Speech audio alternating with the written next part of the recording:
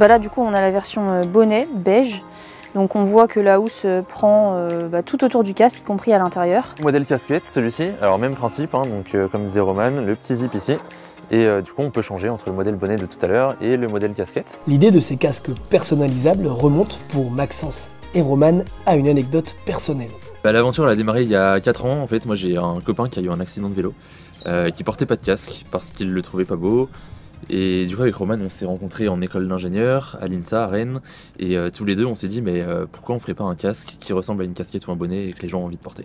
Moche, encombrant, le port du casque de vélo freine souvent les cyclistes. Selon une étude qu'ils ont menée eux-mêmes à Rennes, les fondateurs de Neoka ont remarqué que 60% des cyclistes en ville ne portent pas de casque.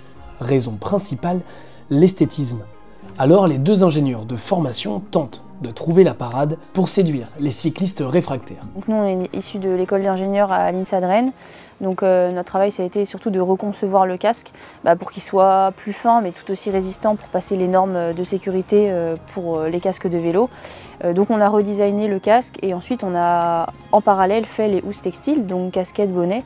Et le principe en fait c'est que ces housses là on peut complètement les enlever du casque et on peut très bien avoir 3 housses chez soi et personnaliser selon la saison, l'envie qu'on a aujourd'hui, son style du jour.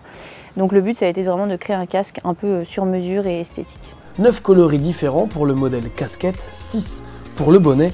Ces housses existent en 3 tailles distinctes. Le pack casque plus une housse est vendu à 99 €, la housse seule à 29 €. Il y en a plein qui nous demandent pour les cadeaux de Noël, c'est une super idée cadeau, c'est vrai, pour tous ceux qui connaissent des cyclistes qui portent pas forcément de casque. Donc là on attend vraiment la fin de l'année avec impatience. Et puis on cherche des revendeurs, beaucoup.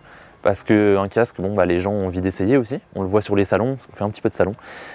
Donc voilà, chercher des revendeurs en France et puis après éventuellement s'exporter en Europe et à l'international. De belles perspectives d'avenir pour les deux fondateurs de Neoka qui ont déjà produit plus de 2500 casques en à peine quelques mois.